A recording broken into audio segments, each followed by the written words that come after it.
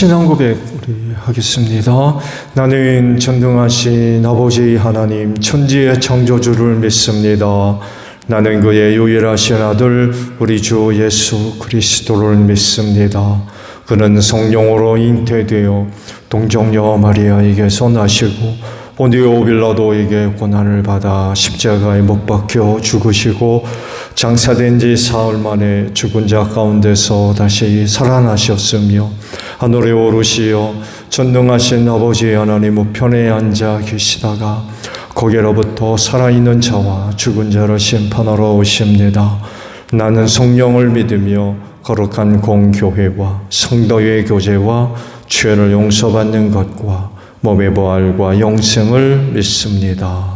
아멘.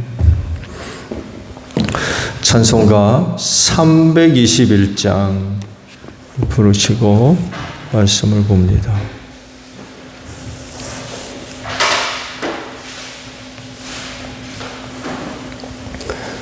(321장이에요)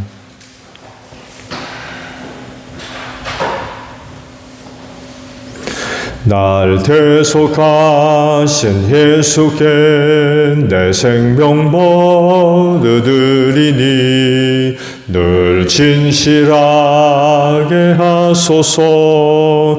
내 구주 예수여 나 구주 위해 살리라.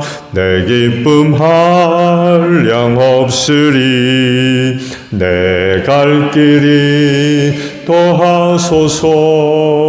내 구주 예수여 날 구원하신 예수를 일평생 의지하오니 날 영접하여 주소서. 내 구주 예수여 나 구주 위해 살리라. 내 기쁨 한량 없으리. 내 갈 길인 더하소서. 내 구주 예수여 주 십자가에 달리사 날 자유하게 했으니 내 몸과 마음을 주 위해 다스게 하소서. 나 구주 위해 살리라. 내 기쁨 한량 없으리. 내 갈 길이 더하소서. 내 구주 예수여 아멘. 에스겔서 2장에 있는 말씀을 봅니다. 에스겔서 2장 1절에서 마지막 10절까지 말씀해요. 그가 나에게 말씀하셨다. 사람아 일어서라. 내가 너희에게 할 말이 있다. 그가 나에게 이 말씀을 하실 때에 한 영이 내 속으로 들어와서 나를 일으켜 세웠다. 나는 그가 나에게 하시는 말씀을 계속 듣고 있었다. 그가 나에게 말씀하셨다. 사람아 내가 너를 이스라엘 자손에게 곧 나에게 반역만 해온 한 반역 민족에게 보낸다. 그들은 그들의 조상처럼 이 날까지 나에게 죄만 지었다. 얼굴이 뻔뻔하고 마음이 굳을 대로 굳어진 바로 그 자손에게 내가 너를 보낸다. 너는 그들에게 주 하나님께서 이와 같이 말씀하신다 하고 말하여라. 그들은 반역하는 족속이다. 듣든지 말든지 자기들 가운데 예언자가 있다는 것만은 알게 될 것이다. 너 사람아 비록 네가 가시와 찔레 속에서 살고 전갈대 가운데서 살고 있더라도 너는 그들을 두려워하지 말고 그들이 하는 말도 두려워하지 말아라. 그들이 하는 말을 너는 두려워하지 말고 그들의 얼굴 앞에서 너는 떨지 말아라. 그들은 반역하는 족속이다. 그들이 듣든지 말든지 오직 너는 그들에게 나의 말을 전하여라. 그들은 반역하는 족속이다. 너 사람아, 내가 너에게 하는 말을 들어라. 너는 저 반역하는 족속처럼 반역하지 말고 입을 벌려 내가 너에게 주는 것을 받아 먹어라. 그래서 내가 바라보니 손 하나가 내 앞으로 뻗쳐 있었고 그 손에는 두루마리 책이 있었다. 그가 그 두루마리 책을 내 앞에 펴서 보여주셨는데 앞뒤로 글이 적혀 있고 거기에는 온갖 조가와 탄식과 재앙의 글이 적혀 있었다. 아멘. 오늘 아침은요, 2절에 있는 말씀을 함께 나눕니다. 그가 나에게 이 말씀을 하실 때에 한 영이 내 속으로 들어와서 나를 일으켜 세웠다. 나는 그가 나에게 하시는 말씀을 계속 듣고 있었다. 라는 말씀입니다. 오늘 아침에 주신 말씀의 내용들은 에스겔 선지의 소명이 기록되어 있고 그에게 주어진 사역의 내용들, 내가 앞으로 어떤 일을 해야 될지 일러주시는 그런 내용이라고 할 수 있죠. 에스겔 선지자가 부름받았을 때의 상황이 좋지가 않았어요. 선지자로서 사역을 감당할 만한 조건이나 상황이 전혀 마련이 되지를 않았습니다. 일단은 포로로 붙잡혀온 그런 상황이었죠. 포로로 잡혀오게 되면 아무래도 제한되는 부분들이 많이 있겠죠. 전쟁의 배에서 나라가 망해서 붙들려와 있으면 종 아니면 노예 아닙니까? 그러니 얼마나 어려웠겠습니까? 일단 상황부터 좋지가 않아요. 아주 부적절한 선지자로서 역할을 감당하기엔 너무 부적절한 그런 상황이었고 시기였던 거죠. 또 백성들에게 보냄을 받아서 하나님으로부터 받은 말씀을 전해 주어야 되는데 그 백성들도 문제예요. 하나님께서 하시는 말씀을 안 들으려고 그래요. 그래서 반역하는 백성들이라고 하나님께서 책망을 하고 있죠. 그래서 아예 에스겔에게 각오를 시켜요. 네가 그들에게 가서 말씀을 전해줘야 되는데 그들 두려워하지 말아라. 그들이 하는 말 걱정하지 말아라. 그런 말씀까지 해주십니다. 그들의 반응 개의치 말고 네가 해야 할 일 해라. 그들이 듣든지 말든지 너는 네가 그들에게 해야 할 말을 전해줘야 된다.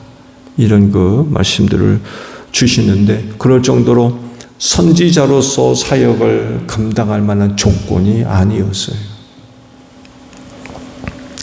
그러나 그럼에도 불구하고 그를 선지자로 불러서 사역을 맡기고 계신 거죠. 하나님의 말씀이 그에게 임했습니다. 그 첫 말씀이 뭐예요? 일어서라 라는 것이었습니다. 일어서라. 근데 그를 일으켜 세운 건 누굽니까? 영이었습니다. 한 영이 그 안에 들어와서 그를 일으켜 세웠대요. 하나님께서 에스겔로 하여금 일어서라 라고 말씀하셨는데 그를 진작 일으켜 세운 건 에스겔 본인 스스로가 아니라 한 영이 그 안에 들어와서 그를 일으켜 세우신 거죠. 일어서라 라고 하신 그 말씀에는 여러 가지 의미가 담겨져 있죠. 제일 먼저는 준비시키는, 준비해라, 준비하는 그런 모습을 우리가 의미를 찾아볼 수가 있겠고, 다른 하나는 영적 각성이라고 할 수 있겠습니다. 제사장 출신이었지만 포로로 잡혀왔기 때문에 더 이상 제사장의 역할을 할 수가 없죠. 할 수가 없습니다. 그러다 보니까 영적 침체, 무기력함, 낙심, 절망, 이런 것들에 사로잡혀 있을 가능성이 커요. 더욱이 낯선 땅에 포로로 잡혀와서 새로운 사역을 해야 되잖아요. 제사장의 역할이 아니라 이젠 선지자의 사역을 해야 돼요. 이전에 그는 그 일을 해본 적이 없어요. 새로운 곳에서 선지자로서의 사역을 감당해야 됐던 거죠. 이런 그가 일어서는 것은 결국 영적 침체에서 벗어나서 영적으로 깨어나는, 영적 각성이 일어나는 이런 의미가 여기 담겨져 있다고 볼 수 있어요. 근데 이렇게 중요한 의미가 담겨 있는 것을 에스겔 스스로 의지에 의해서 할 수 있는 게 사실은 아니었습니다. 인간이 하나님께 속한 일을 맡아서 감당하려 할 때에 그건 사람이 갖고 있는 것으로 가능한 것이 아니죠. 근본적으로 하나님의 은혜가 있어야 돼요. 그래서 나타나는 것이 뭐예요? 하나님의 영이 그에게 들어갑니다. 그리고 그를 일으켰어요. 그가 사역에 대해서 준비를 하고 영적 각성이 일어나는 이런 일들은 에스겔의 의지의 노력에 의해서 스스로 일어선 게 아니었어요. 성령께서 일으켜 세웠어요.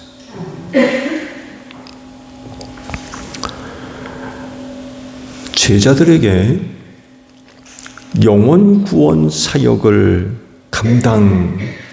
시키셨죠. 부르실 때에도 내가 너희로 사람 낚는 어부 만들겠다. 그러시지 않았습니까? 그러면서 마지막 하늘로 올라가기 전에도 제자들에게 그 일을 분부하셨죠.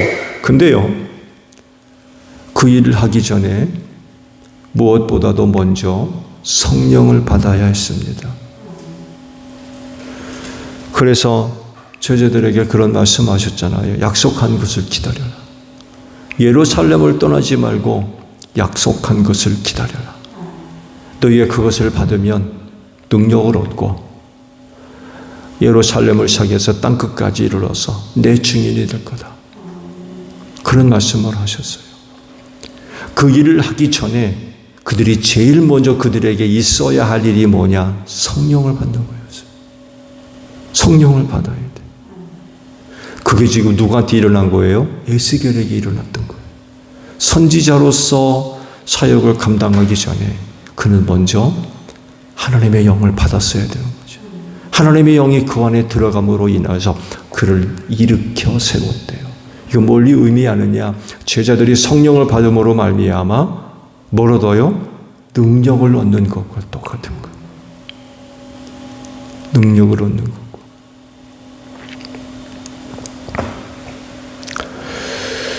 이런 것들을 볼 때 에스겔이 본격적으로 선지자 사역을 감당하기 전에 하나님이 보내신 영을 받았어야 된다는 거죠. 이게 무엇보다도 우선되어져야 됐던 거예요. 그 말씀을 누누이 드렸습니다만 구약시대의 영은 오순절 이후와 다릅니다. 오순절 이후에는 하나님께서 약속하시는 남녀를 가리지 아니하고 모든 종에게 하나님의 영을 부어주겠다고 그러시지 않았어요? 그래서 제자들만이 아니라 예수를 영접한 이방인들에게까지 성령이 임합니다. 근데 구약시대는 그렇지 않습니다. 정말 특별한 사람들 이외에는 하나님의 영을 주지 않았어요.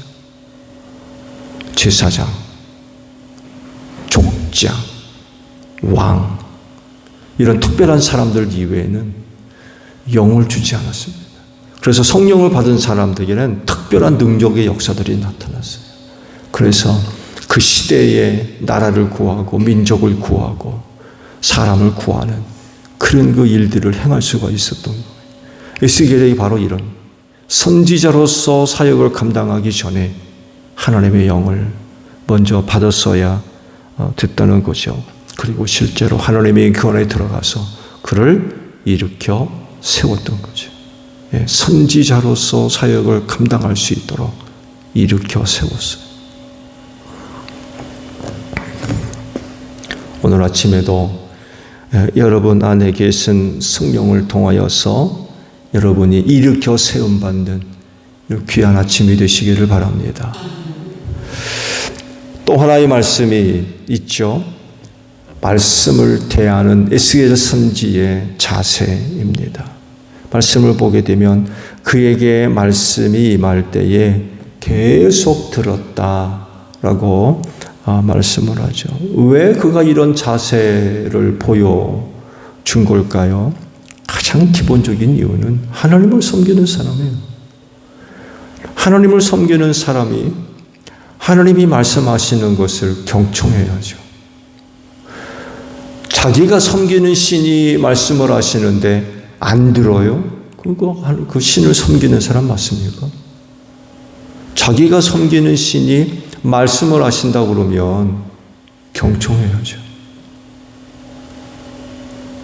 에스겔이 하나님이 말씀하실 때에 끝까지 들었다라고 하는 건 바로 하나님을 섬기는 사람의 전형적인 모습입니다. 하나님을 섬기지 않는 사람이 이거 듣습니까? 안 듣지. 근데 하나님을 섬기는 사람이기 때문에 그분이 하시는 말씀 듣지 않을 수가 없죠. 들어야만 합니다.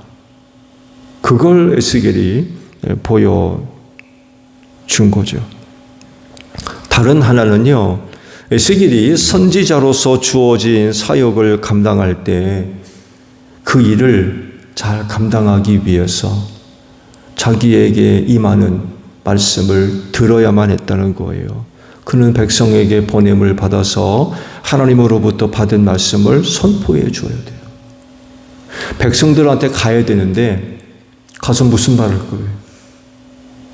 자기 말할 겁니까? 자기 자랑할 거예요? 자기가 생각하고 있는 거? 재미있는 얘기? 그 얘기 해줄 겁니까? 하나님이 지금 에스겔을 백성들에게 보내려고 하는 건 그들에게 주실 말씀이 있어서 에스겔을 보내는 거거든요. 그래서 에스겔의 백성들에게 보냄받아서 선지자로서 역할을 잘 감당하려면 무엇보다도 하나님의 영을 받는 건 못지않게 뭘 받아야 돼요? 말씀을 받아야 됩니다. 말씀을 전달해 줘야 되잖아요. 그러면 하나님이 무슨 말씀을 자기에게 주는지 경청해야 됩니다. 잘 들어야 돼요. 그래야 들은 말씀을 가지고 가서 백성들한테 들려주죠. 선지자가 백성에게 보냄을 받아 나갈 때 마실 가는 겁니까? 그들하고 놀려고 가는 거겠어요? 그게 아니거든요. 그들에게 전달해 줘야 할 하나님의 말씀이 있으니까 그들에게 가서 그 말을 전해줘야 되잖아요. 지금 하나님도 에스겔을 선택하신 이유도 바로 거기에 있는 거거든요. 에스겔을 보내서 하나님의 말씀을 전달해 줄 거지만 백성들이 안 들을 거를 아세요. 반역자들이기 때문에 가서 전해줘도 저들이 안 들을 걸 알아요. 그럼에도 불구하고 보내시거든요. 가야 된다고. 듣든지 말든지 그들에게 보내서 말씀을 선포하게 하셨어요. 그러려면 하나님이 무슨 말씀을 하시는지 누구보다도 먼저 그 말씀을 들어야 돼요. 들어야 가서 전해주죠. 그래서 경청했던 거예요. 끝까지 들었던 거예요.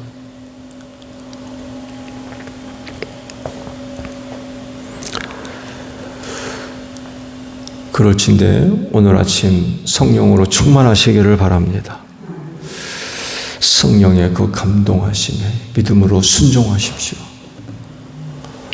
에스겔이 성령을 받았듯이 여러분들도 성령을 받았습니다. 그래야 그 일을 감당할 수가 있어요. 또 하나, 하나님의 말씀에 청종하는 여러분들이 되시기를 바랍니다. 주기도문 합니다. 하늘에 계신 우리 아버지, 아버지의 이름을 거룩하게 하시며 아버지의 나라가 오게 하시며 아버지의 뜻이 하늘에서와 같이 땅에서도 이루어지게 하소서. 오늘 우리에게 일용할 양식을 주시고 우리가 우리에게 잘못한 사람을 용서하여 준 것 같이 우리 죄를 용서하여 주시고 우리를 시험에 빠지지 않게 하시고 악에서 구하소서. 나라와 권능과 영광이 영원히 아버지의 것입니다. 아멘. 기도하겠습니다.